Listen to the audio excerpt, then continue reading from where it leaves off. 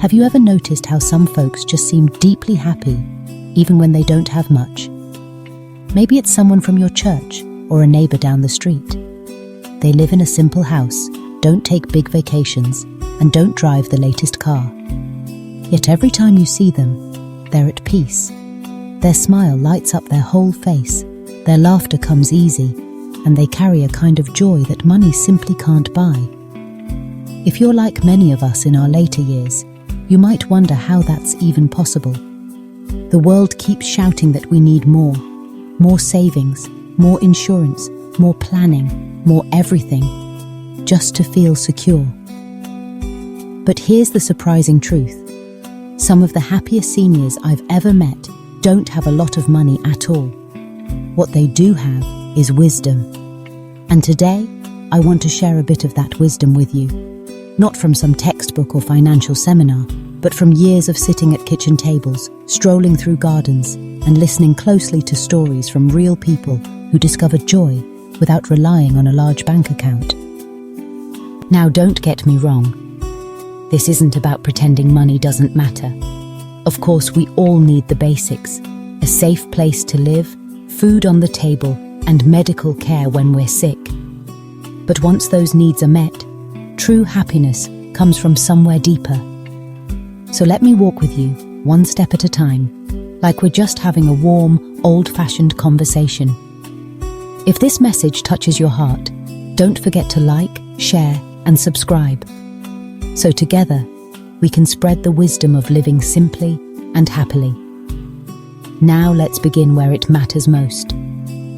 Over the years, one lesson has stood out to me as the foundation of lasting happiness in old age. The happiest seniors take care of their health. I know you've heard that line countless times before, but I'm not just talking about checkups, prescriptions, or medical appointments. I'm talking about the small everyday choices that keep you feeling alive in your own skin. Take my friend Harold, for example. He's 74, living with his wife in a quiet neighborhood in Tennessee. They never had much, and they still don't. But Harold has a habit that has carried him through the years. Every single morning, rain or shine, he laces up his sneakers and takes 2 laps around the block. He doesn't do it because a doctor ordered him to. He does it because he loves the sound of the birds greeting the morning, the stretch in his legs as he starts to move, and the rhythm of beginning the day on his own terms. He doesn't belong to a fancy gym. He doesn't follow complicated diet fads. He eats the way his parents once did, home-cooked meals with plenty of vegetables, simple grains, and fruit from the little tree in his backyard. He drinks water as if it were medicine. He goes to bed early, keeps his stress low, and tends to his garden for exercise. And you know what? He looks 10 years younger than he is, but more importantly, he feels alive. That's the real secret of health. When your body feels strong, even in simple ways, everything else in life becomes lighter. A short walk can clear your mind. A warm bowl of soup can lift your spirit. A good night's rest can renew your hope. You don't need expensive trainers, miracle pills, or endless gadgets. You need the basics, done consistently and done with care. So if you're asking yourself where to begin, begin with your body. Treat it like your most loyal friend. Move it gently, feed it kindly, and let it rest fully. Because in the end, health is the real gold of old age. But I've also noticed something else. The happiest seniors don't just focus on their health, they focus on being useful. That word may sound old-fashioned, but think about it. You and I grew up in a time when being useful mattered. We helped our neighbors. We raised our families. We built things with our hands, cooked meals from scratch, and gave our time where it was needed. That sense of usefulness gave us purpose. And purpose is what keeps the spirit young. I think of Elaine, a widow in her early 70s who lives alone in Ohio. Money is tight, but every Thursday she knits tiny hats for newborns at the local hospital. On Mondays, She spends the morning reading to first graders at the elementary school. "I may not have much," she once told me, "but I still have something to give." And she's absolutely right. Purpose doesn't need to be grand or glamorous. You don't need to start a foundation or write a bestseller. Sometimes it's as simple as tending your flowers, cooking a meal for a sick neighbor, teaching your grandson how to bait a hook, or calling a lonely friend who needs to hear a kind voice. The happiest seniors I've ever met wake up with a reason to rise from bed. Not because they have to, but because they want to. They understand their lives still matter, and they live as if that truth were written on their hearts. So ask yourself, what brings me joy? What can I still offer? What small need could I help meet today? Because when you find your reason, even a small one, your days stop feeling empty. You're not just surviving, you're living. And here's another truth I've seen again and again. Joyful seniors carry with them a deep sense of gratitude. Not just the polite kind we say before a meal, but the kind that changes the way a person sees the whole day. They look around and whisper, "Thank you for the sunlight streaming through the curtains, for the warmth of a blanket on a cold night, for the phone call that arrives out of the blue." They don't wait for grand moments. They find joy in the small, ordinary blessings that so many overlook. I once met Frank, a retired gentleman in Florida. He isn't wealthy, but he radiates joy. He told me, "I say thank you every time I can still tie my shoes without help." It may sound simple, maybe even humorous, but that perspective is powerful, because gratitude changes how we see life. When you're grateful, you stop measuring what's missing and start celebrating what's already there. You stop dwelling on what you've lost, and you begin cherishing what you still get to hold. And that shift, that subtle change in focus, transforms everything. Gratitude is like a lens. It sharpens the good, softens the struggles, and reminds you that even in a world that sometimes overlooks the elderly, your life still has beauty worth savoring. Happiness doesn't mean ignoring your problems. It means learning to see beyond them. And gratitude is the tool that makes that possible. So here's a simple practice to try. Each night, just before bed, name 3 things you're thankful for. Say them aloud, whisper them in your heart, or jot them in a small notebook by your bedside. They don't need to be big, they just need to be true. Do it faithfully, and you'll notice something remarkable. You'll sleep more peacefully, you'll wake up lighter, and slowly, almost without noticing, you'll find that gratitude has reshaped your entire life. If these words touched your heart and sparked inspiration within you, leave a 3 in the comments to let it shine. If they did not, leave a 0 in quiet honesty. Every thought you share is a gift. Thank you for giving us a moment of your precious time.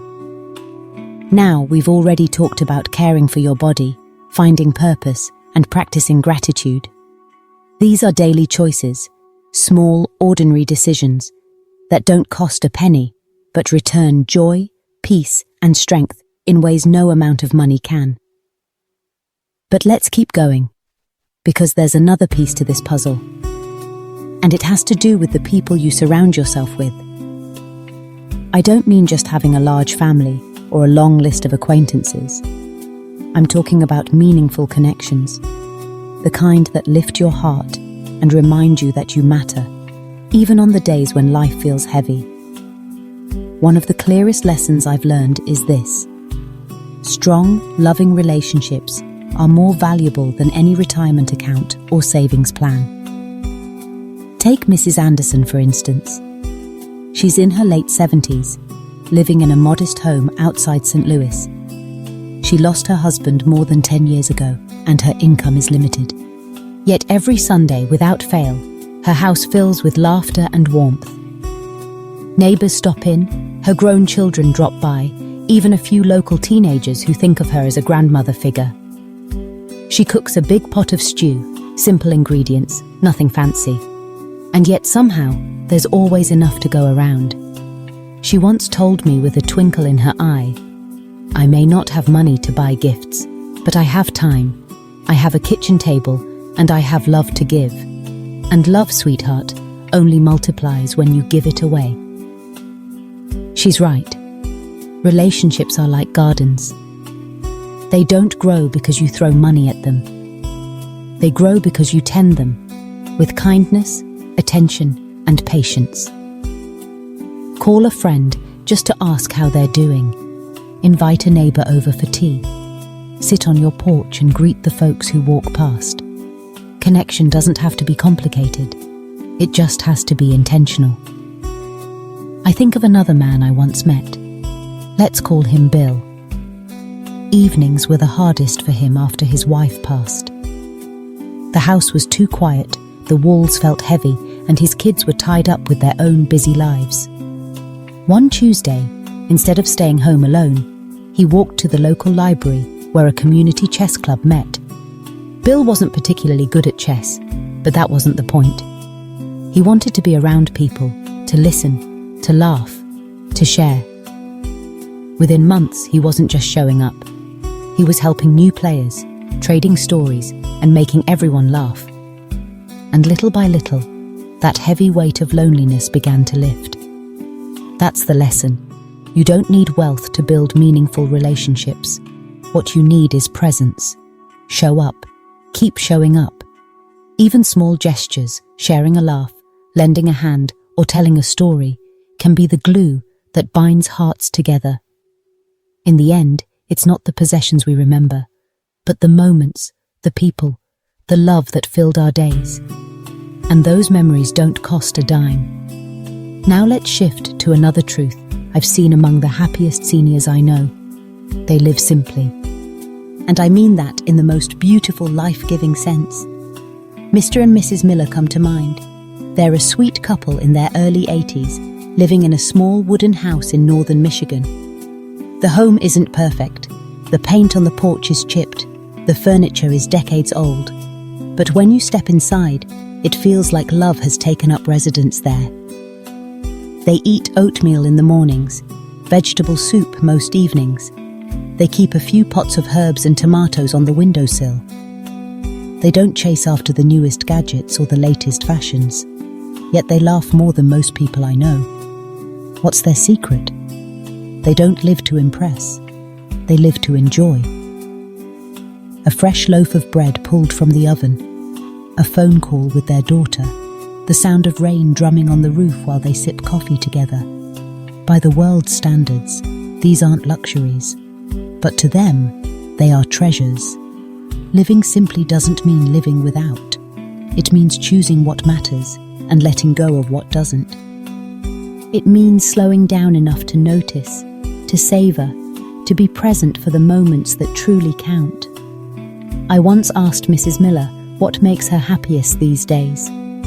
She smiled and said, "A quiet morning, a warm cup of coffee, and knowing my husband is still here beside me." That's real wealth. So if your home isn't fancy, if your car is older, if your clothes aren't new, don't let that trouble you. What matters most is the spirit of your space. If your days are filled with peace, laughter, and love, you already have more than most people will ever find. And here's the truth. Simple doesn't mean boring. It means free from pressure. It means you've stopped chasing what doesn't matter so you can enjoy what does. And in those small, ordinary details of daily life, that's where the real richness of living is found. Now, there's one more truth I want to gently place on your heart. And it's perhaps one of the most powerful lessons I've ever seen in the lives of truly happy seniors. It's this: they have made peace with what they have. They've stopped comparing their lives to others. They've stopped chasing after the idea of enough, and they've let go of the need to keep up. That quiet ability to rest in what's already present, that's the superpower called contentment. I think of Mr. Johnson, a retired postal worker who lives in a quiet neighborhood outside Phoenix. He once told me, "I stopped looking over the fence a long time ago. My grass may not be the greenest, but it's mine, and it's enough." That simple wisdom stayed with me, because let's be honest, it's so easy to fall into the trap of comparison, to see what others have, where they travel, what their children buy them, and wonder if we somehow missed out. But comparison is a thief. It steals joy from the present and buries it beneath endless piles of what-ifs. Mr. Johnson doesn't scroll through social media. He doesn't waste time worrying about what vacations other people take or what new cars they drive. Instead, he waters his plants, chats with his neighbors, sits on his porch at sunset with a good book and a cold drink. And here's the surprising thing. He smiles more than almost anyone I know. He doesn't have a giant retirement account, but he has peace. And that peace was born the moment he shifted his focus from what was missing to what was already present. You don't have to stop dreaming, but you can stop chasing. There's a difference. Chasing leaves you tired and restless. Gratitude and contentment, on the other hand, leave you grounded and full. And when you stop measuring your worth by someone else's ruler, you finally get to enjoy the life that's right in front of you. So take a breath. Look around your home. Think about the people you love, the things you're still able to do, the small joys you get to feel each day. That's yours. That's your story. And it's enough. No one gets everything, but everyone gets something. The secret lies in learning to cherish what's already in your hands. So here we are, my friend, at a place of understanding that goes far deeper than bank accounts, property, or retirement plans.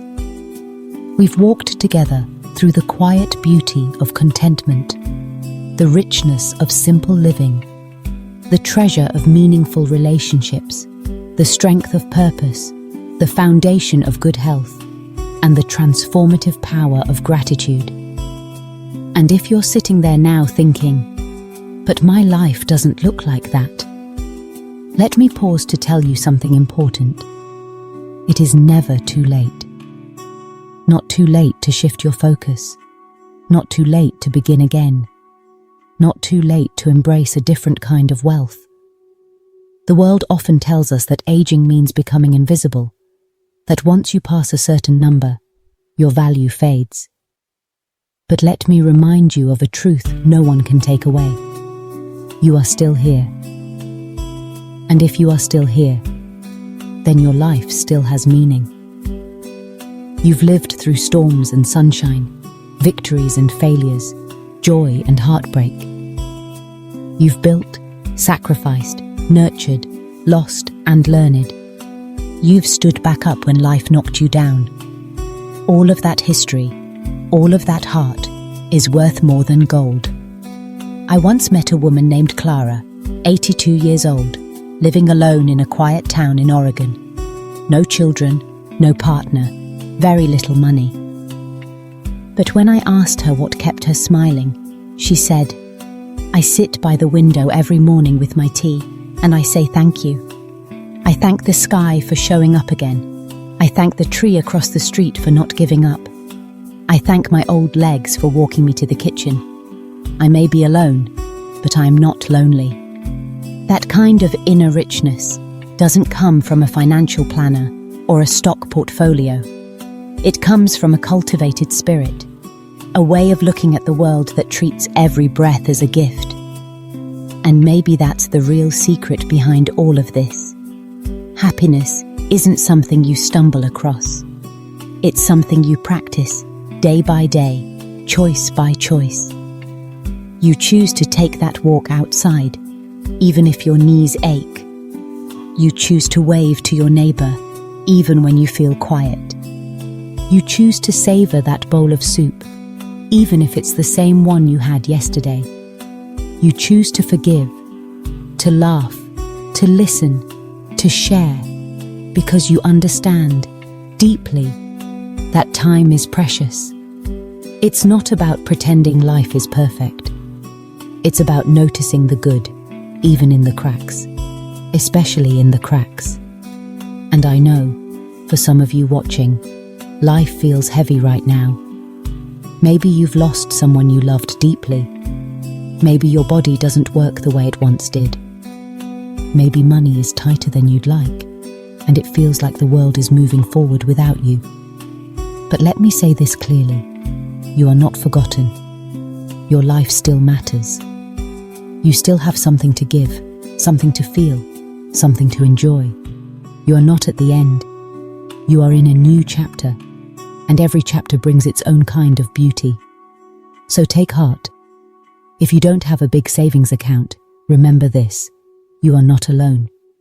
Countless others are walking this same road, and yet along that road, there are still wildflowers.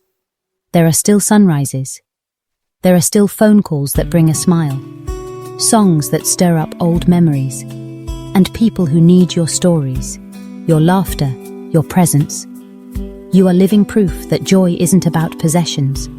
It's about perspective. You are the reminder that a life well lived doesn't have to be luxurious. It simply has to be honest, connected, and meaningful. So if today you feel a little worried, a little left behind, I hope you pause long enough to breathe in some hope. Look around at what you do have: the warm blanket, the quiet morning, the memory of a friend's voice, the strength still left in your hands, the softness that remains in your heart. Start there. That's your foundation. That's your gold. And from that place, build your joy.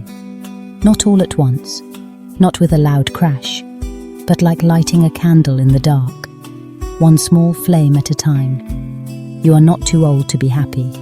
You are not too poor to feel rich. And you are certainly not too late to live fully, deeply, and well.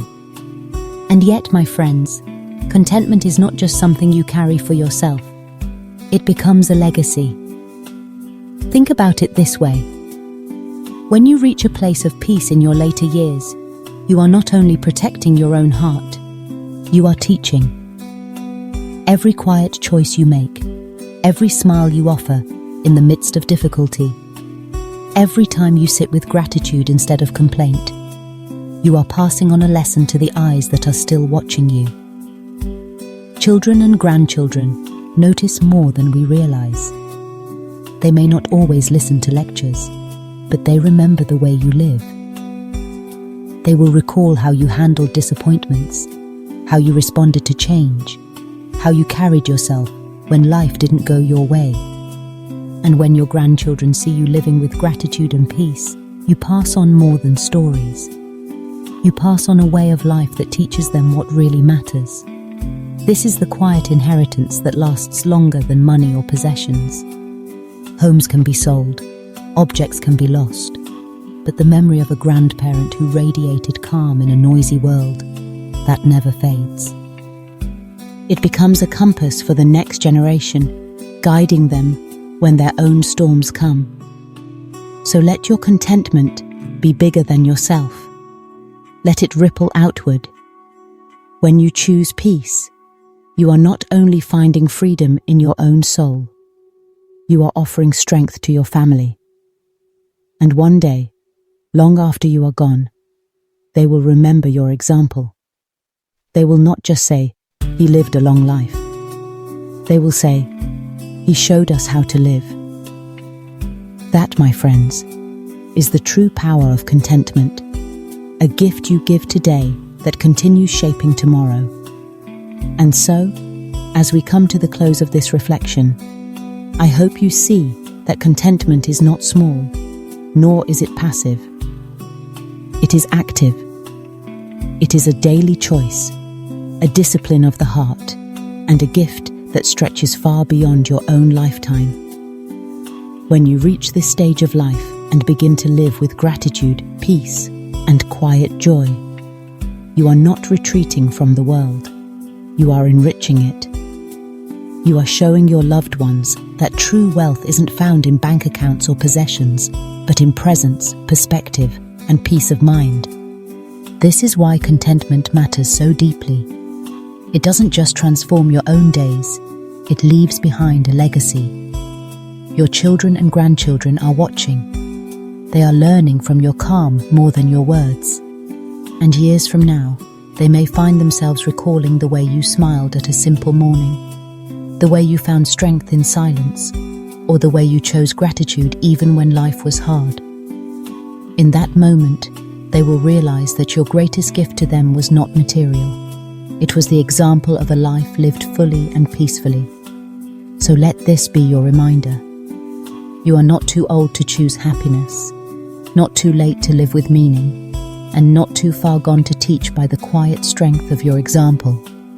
Each day you live with contentment, you are planting seeds that will continue to grow long after you're gone.